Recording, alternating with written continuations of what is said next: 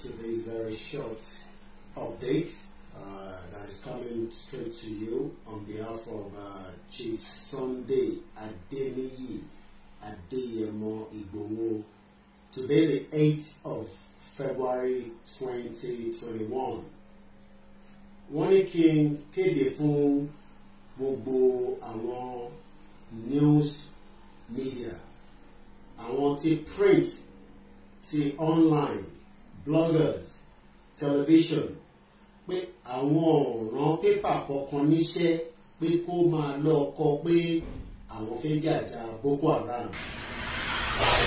Àwọn pépà tí wọ́n dẹ̀ kọ ìwé ìròyìn náà, wọ́n ní kí n fi tó wọn létí pé kó wà very very careful, very very careful, nítorí pé àwọn ọ̀jàjà Boko Haram, ìjà táwọn ń jà, ìjà ọmọ káàárọ̀ òjìrì ni, ìjà Yorùbá làwọn ń jà.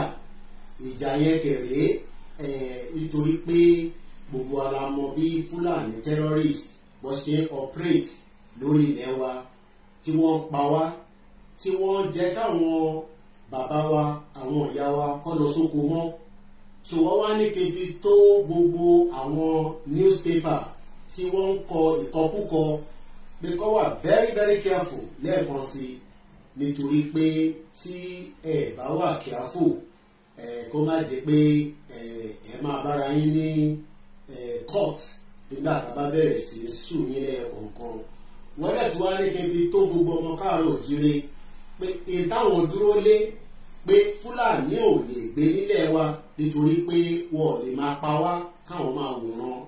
So wọ́n ní kébi tó gbogbo ọmọ Yorùbá bẹ́ẹ̀ létí, àti tó wà ní Nàìjíríà àtẹ̀yìn tó wà lẹ́yìn odi, pé nǹkan kan yàtọ̀ sí nǹkan táwọn gbé dání. Èyí táwọn gbé dání ni pé Yorùbá máa dá dúró, ìyẹn kan.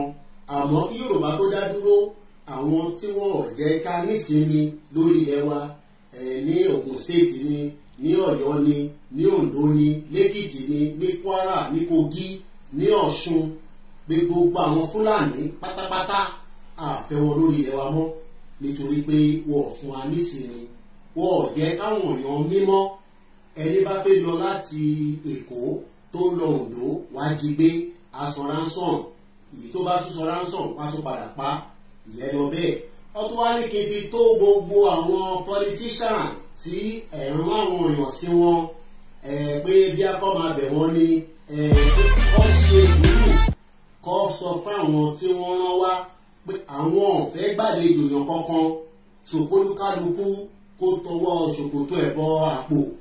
Ẹ má ràn politician kankan, ẹ má ràn yàn kankan sáwọn, ẹ má ràn proxies sáwọn, nítorí pé a máa bẹ̀rẹ̀ sí ń dárúkọ gbogbo àwọn politician tó bá ń gbé ìgbésẹ̀ bẹ́ẹ̀. Àti pé 2023 lè ṣe election 2023, wọ́n ní kébí tó ní létí bẹ́ẹ̀. Election 2023 yẹn ní ṣe election 2023 nítorí pé Yorùbá láti dá dúró, tàbá dá dúró ìyẹn la máa lálàáfíà.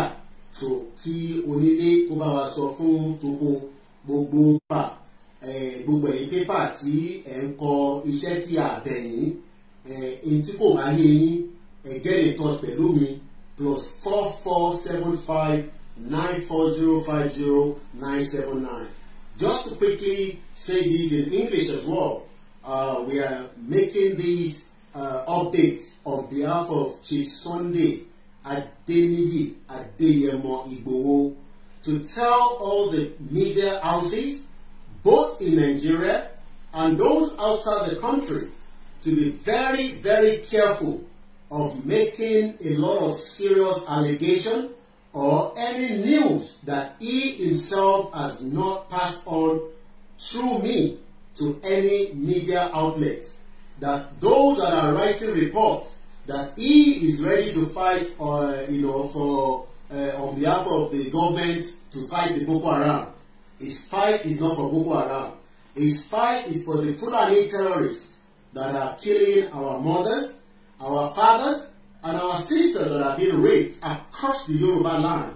And this message is also to advise every politicians and those that have been sending proxies, calling, texting, WhatsApp, that he will not tolerate any of such. And if care is not taken, we will start mentioning all your names so that the Yorubas across the world will know exactly those of you that have been trying to reach out to him, so that he can back down from the cause of what he is fighting for. He's fighting for the Yoruba people. He's fighting for his people. Like he always say, he has a tribal mark, and that means he's a Yoruba man.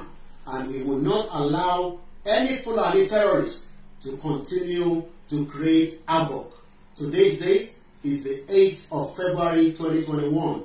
If you are not sure of the news, get in touch with us so that we can give you the right news. But if you go out and print or release any statement that Chief himself has not done so, be ready for libel suit against any of these papers, including any television, whether in Nigeria or outside the country. My name is Olayomi Koiki, and this message is being delivered on behalf of Chief Sunday Adeniyi Adeyemo Igboho. Thank you very much, and have a very good evening.